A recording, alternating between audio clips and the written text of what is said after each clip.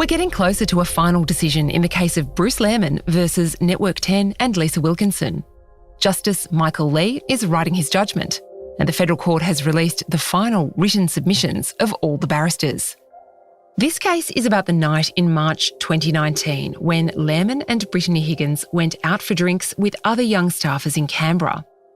They returned to Parliament together in the early hours. Higgins says she was raped. Lehrmann says they had no sexual activity.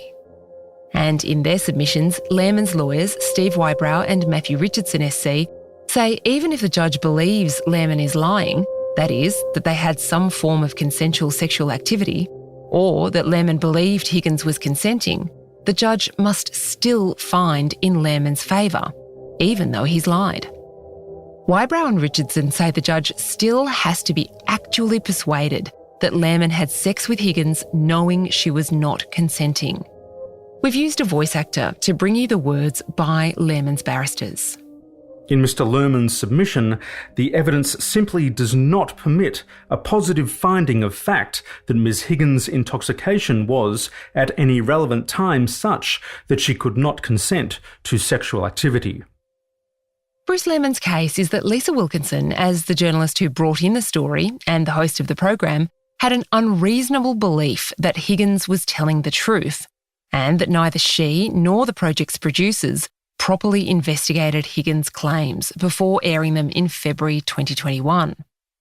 In her submissions for Wilkinson, barrister Sue Chrysanthou SC says this is fundamentally erroneous. Here's a voice actor reading Sue Chrysanthou's words from her submission. It's important to note that Ms Wilkinson did not produce or edit the broadcast. She did not have control over its tone and content and could only make recommendations that, as a matter of fact, were mostly rejected. She went on. Her role in relation to the final broadcast was to read the pre-prepared script. She acted not only reasonably in reading that pre-prepared script, but perfectly in that she read it word for word. In the witness box, Lisa Wilkinson was combative and argumentative with the barrister representing Bruce Lehrmann, Matthew Richardson SC.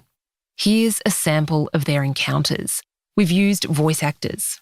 You were entirely captured by your source, weren't you? Can you define captured?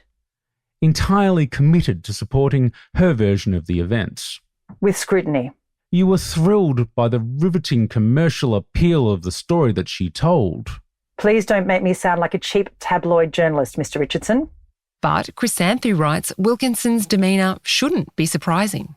Ms Wilkinson has spent decades in a professional environment which involved conversational style interviews and debates. It's unsurprising that she had difficulty within the structure of giving evidence for the first time in a court.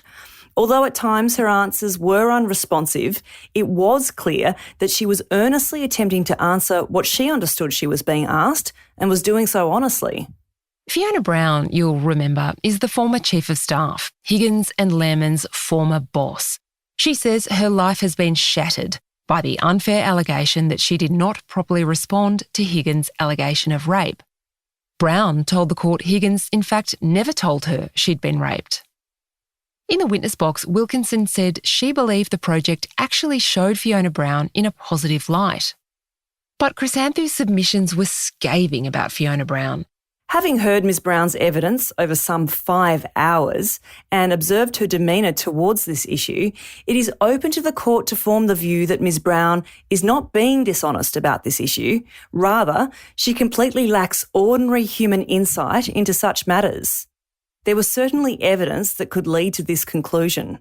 She plainly lacked training and experience to deal with the circumstances that arose in late March 2019, and also general human experience in relation to victims of sexual assault. Network 10 and Lisa Wilkinson have both argued that the project did not allege there was a government cover-up or that Higgins was pressured to give up her claims of rape. They both say they just presented Higgins' claim that she believed she had not been supported. Ellie Dudley is the Australian's legal affairs correspondent. Ellie, the defendants are in an awkward situation here, aren't they?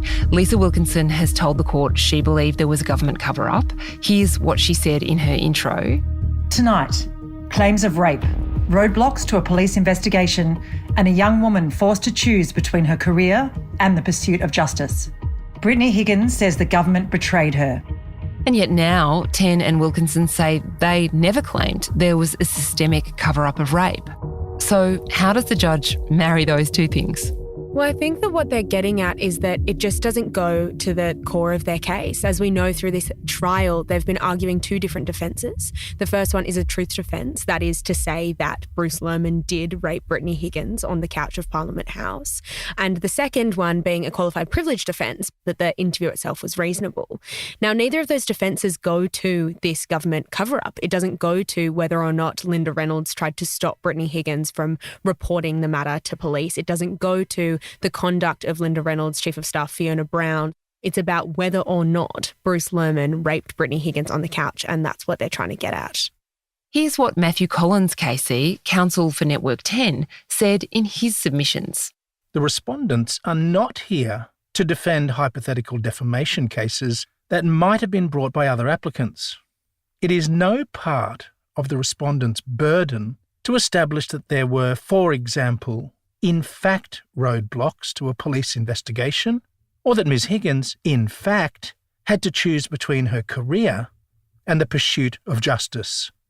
If those matters had been in play, different defences could have been pleaded and different evidence adduced. Coming up after this break, what the defendants say about Bruce Lehrmann.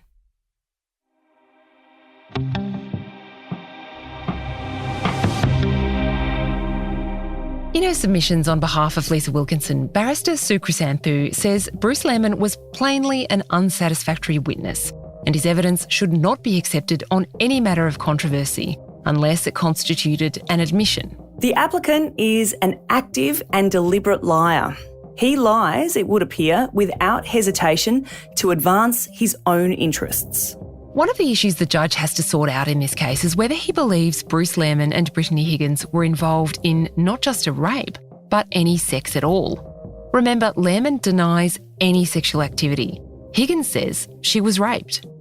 In his closing address, Lehrmann's barrister Steve Wybrow said it wasn't plausible that Lehrmann was lying because he told the police in 2021 that no sex occurred.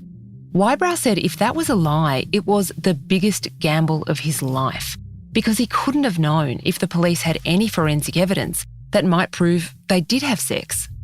Wybrow told the court that means Lehrmann must be telling the truth. Here's what Network 10 said about this. We've used a voice actor to read the words written by a barrister for 10, Matthew Collins, KC. If Mr Lehrmann had admitted sexual activity had occurred, but asserted it was consensual, it was all but inevitable that he would be charged, having regard to Ms Higgins's account and the amount of alcohol that had been consumed, irrespective of whether there was any forensic evidence in existence. So Collins is saying Lehrmann knew Higgins was very drunk and therefore not in a position to consent to sex. Viewed in that light, it was hardly the gamble of his life. It was a rational approach for a liar to take in circumstances where he had resolved to participate in an interview with police in the hope that it would result in them not pursuing the matter further.